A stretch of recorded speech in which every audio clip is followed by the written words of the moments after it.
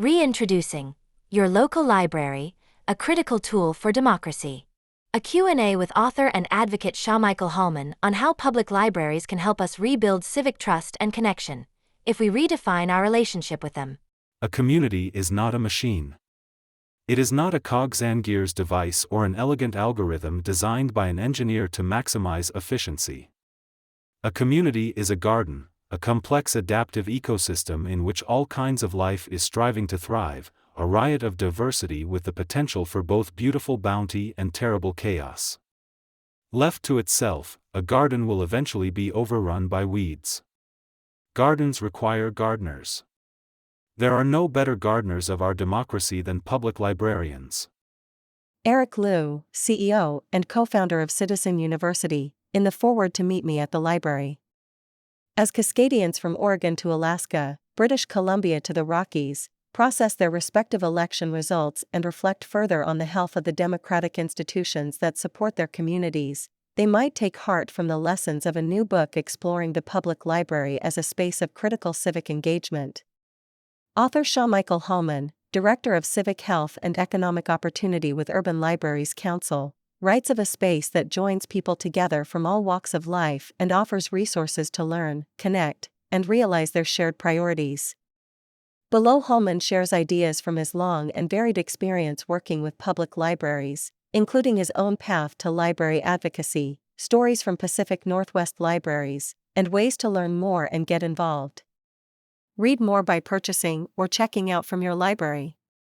His book, Meet Me at the Library, a place to foster social connection and promote democracy.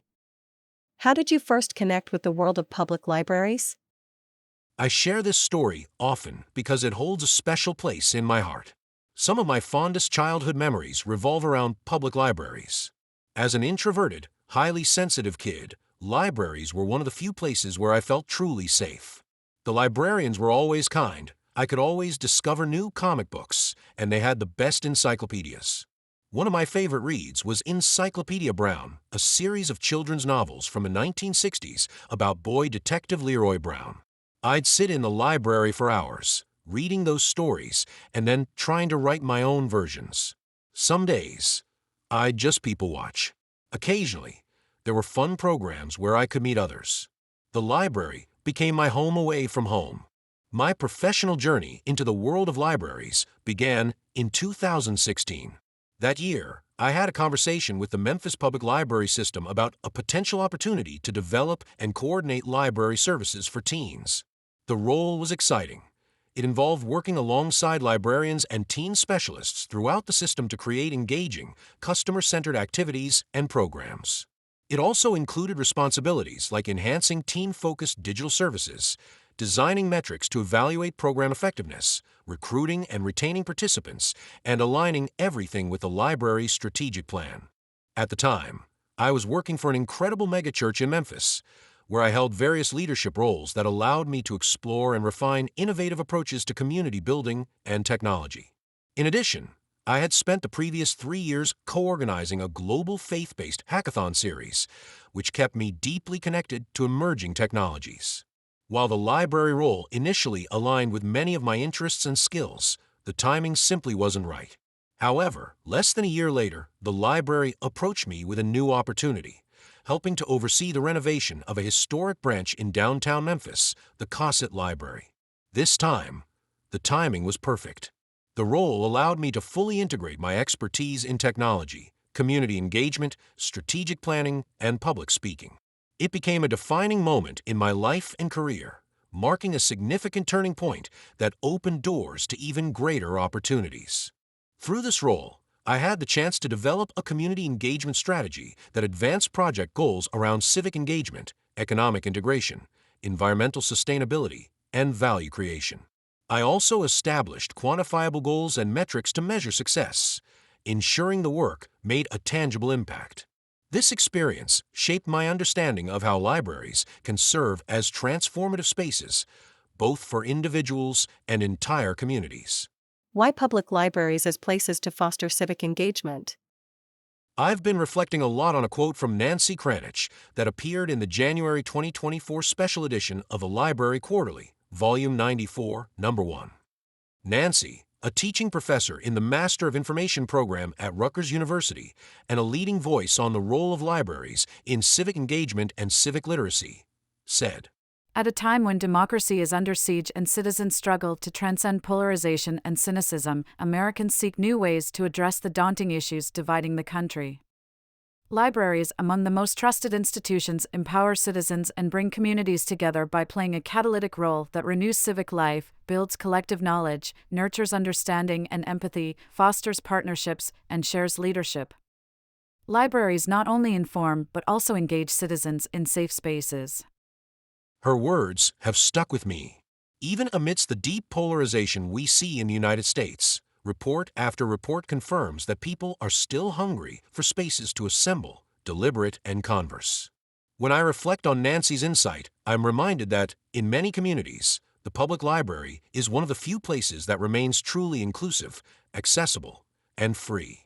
This makes libraries uniquely positioned to serve as conveners and facilitators of civic engagement and civil discourse, where all voices are heard and diverse opinions, histories, and cultural heritages are respected. Beyond a physical space, libraries can leverage their programming, collections, and resources, both physical and digital, to uphold human dignity, foster open dialogue, and promote respect for diverse viewpoints and civil rights. These values are fundamental to any thriving democracy. So perhaps we should reframe the question from why the library to why not a library?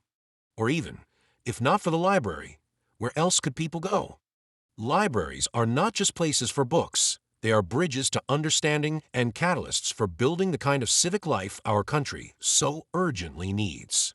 Can you describe the two-way relationship you're hoping to see more of between people and their libraries? Stewardship became a guiding inspiration during the reimagining of Cosset Library. We envisioned not just transforming how the library was perceived by the community, but also how individuals saw their own role in its vitality. Our ideal was to cultivate a deep sense of shared responsibility, where the library wasn't merely a service, but a space that everyone felt invested in and inspired to advocate for. We were motivated by the idea that stewardship and advocacy could become everyday actions. Simple acts like picking up litter, sharing stories about the library on social media, volunteering time, or attending community meetings could grow into a collective culture of care for public spaces. These small gestures, we believed, could spark a ripple effect of community ownership. Public support for civic investments could grow. We were inspired by the belief that when people understand the value of public assets, they are more likely to advocate for them, even supporting increased government funding to sustain and expand their impact. This vision was grounded in the hope that libraries could shift from being seen as optional to essential. Libraries could become central to community identity. We dreamed of a library that wasn't just a building, but a beloved symbol of connection and opportunity. People would see it as a resource deeply tied to their personal lives, their neighborhoods, and the broader identity of the city. Civic pride could influence political priorities. We imagined a future where the community's love for the library would shape political conversations, encouraging individuals to support leaders and policies that prioritize the protection and enhancement of civic assets. These ideals fueled our work, inspiring every conversation, design choice, and program we introduced. As the library took shape, we turned these inspirations into measurable outcomes, ensuring that the ideals that guided us also left a tangible and lasting impact on the community. What's a favorite library story from Cascadia? I have two stories I'd like to share, one about an inspiring individual and the other about an amazing library program. The individual, Erica Olson. While writing Meet Me at the Library, I had the privilege of speaking with many passionate individuals whose lives have been shaped by libraries. One story that particularly resonated with me is that of Erica Olson, a self-employed writer and civic fellow with Citizen University, who shared how libraries have been central to both her personal and professional journey. Erica grew up in the Pacific Northwest, where libraries were her go-to spaces for learning and connection from a young age. She fondly recalled riding her bike to her local library as a child, where her love for books and community spaces began. Today, libraries remain vital to her work, whether she's meeting clients, conducting research, or serving on her city's library advisory board. Erica spoke to me about hosting Civic Saturday gatherings at the Bothell branch of the King County Library System. Civic Saturday is a nonpartisan, community-focused event that fosters reflection, connection, and a renewed sense of civic spirit. Having hosted Civic Saturday events myself, I deeply understand their power to bring neighbors together through storytelling, poetry, and group discussion. One moment Erica shared stood out. During Bothell's first-ever Welcoming Week, the gathering celebrated the city's incredible diversity. Over 90 languages are spoken in the local school district. Erica described the joy and sense of purpose that filled the room as attendees reflected on what it means to create a truly inclusive community. Her story reminded me why libraries are such ideal spaces for events like Civic Saturday. They are accessible to everyone and embody the best of what communities can offer, a place where people feel welcome, valued, and inspired to engage. Erica often collaborates with other Civic Fellows to create meaningful experiences for her community, weaving together poetry, heartfelt conversations, and actionable ideas. Her story is a testament to the transformative ways that everyday citizens can leverage library spaces to bring communities together. The program, Revolutionary Reads. Earlier this year, I learned about a wonderful initiative called Revolutionary Reads, hosted by Fort Vancouver Regional Libraries, FVRL. This program exemplifies how public libraries can foster social connection and promote democracy, themes central to my book.